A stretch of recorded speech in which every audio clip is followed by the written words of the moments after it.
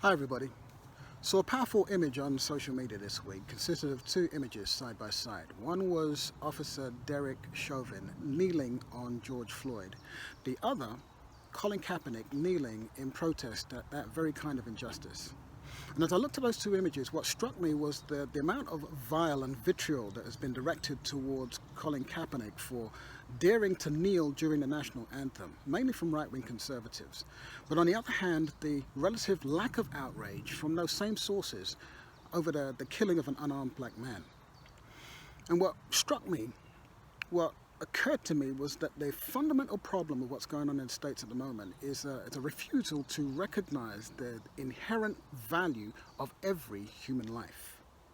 That image of the knee on the neck, it's kind of burned into our psyche now. It's become like an iconic representation of oppression.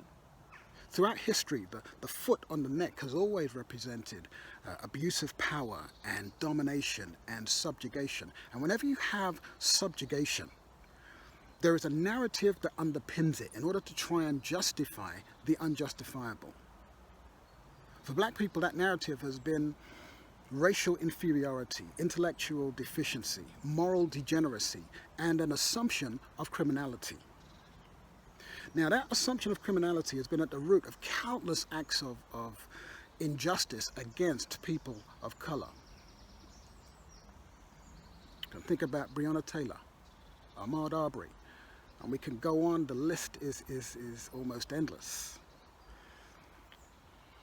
Brian Stevenson, who is a black civil rights lawyer, founded the Equal Justice Initiative. Phenomenal guy. I made a movie about him recently called Just Mercy, based on the book of the same name. Highly recommend both. Bishop Desmond Tutu described him as a modern-day Nelson Mandela. Now, he dedicates a lot of his time working for the underprivileged, working for those who are disenfranchised. He works within the prison systems with people who are on death row, where black people are disproportionately represented. Now, he speaks of his own experience being a victim of the narrative. He was in court one day, sitting at his table, waiting for proceedings to start. Judge comes in, takes one look at him and says, "You can't be in here.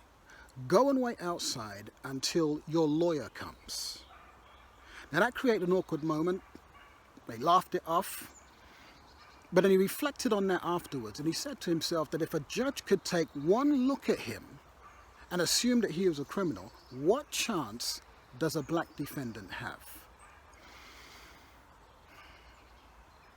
Yet in spite of all that, Stevenson says he remains hopeful for change. But that's a change that is predicated on changing the narrative.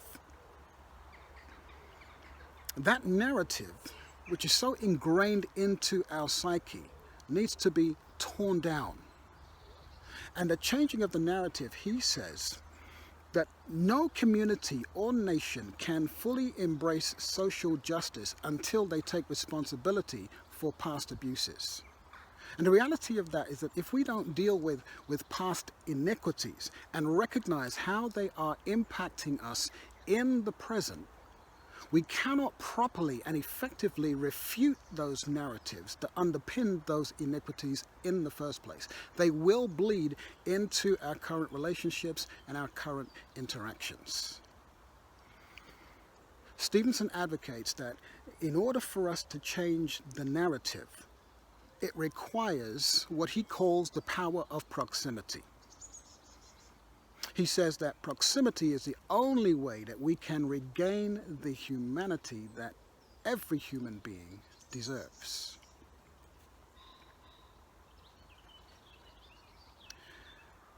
The reason why that's so important is that it is much easier to hate people from a distance.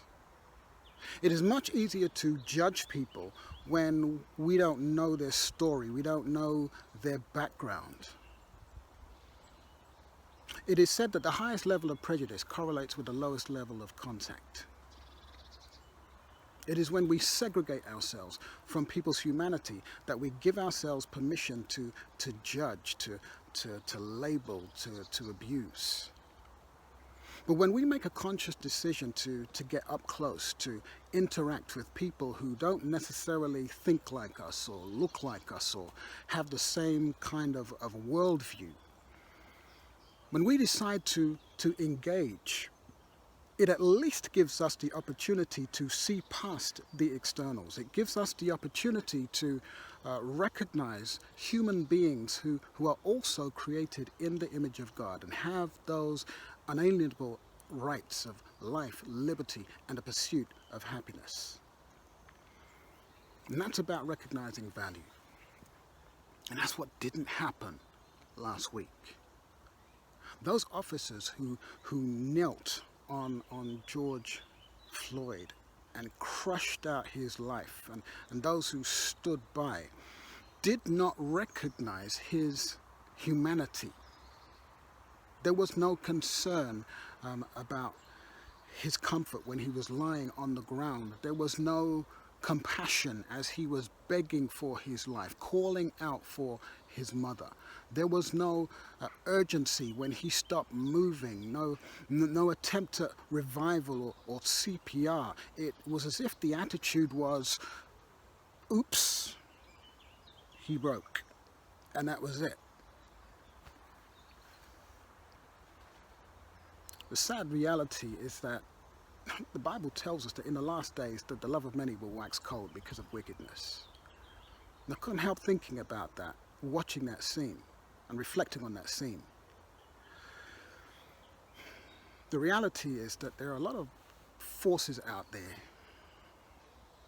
that we have no power to influence, or very little power to influence. There are systems in place that have a vested interest in maintaining the status quo of inequality and inequities. And where those inequities exist in a systemic way, it is very difficult for those who are victims of the system to be the agents of change within the system. We need people to come alongside and to effect that change. There are mindsets out there that are almost impossible to change, closed minds that are impossible to prise open, attitudes that just won't shift. There's a lot of darkness out there.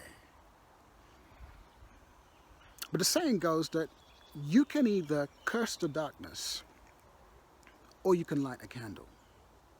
And in spite of a lot of the darkness that is out there, we have seen some candles this week. Black protesters who have formed a line of defense to protect a white officer who had gotten separated from his colleagues. White officers who knelt in solidarity with protesters to pray for change. National Guards people who hugged protesters.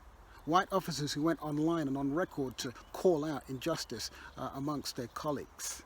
People of all nationalities and ethnicities standing together against injustice. And those are the kind of things that change the narrative. But we know that the darkness that is out there is not just about social justice. We know that the darkness out there has its root in spiritual darkness.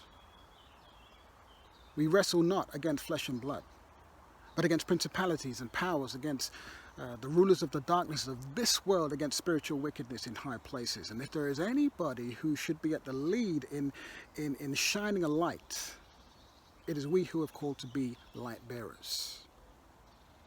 We change the narrative when we live out the golden rule, to treat other people as we would like to be treated. We change the narrative when we embrace the mission of the Master, to set at liberty those who are oppressed. We change the narrative when we live out Proverbs 31:8, which says that we should speak up for those who cannot speak for themselves. And that requires some sacrifice on our part.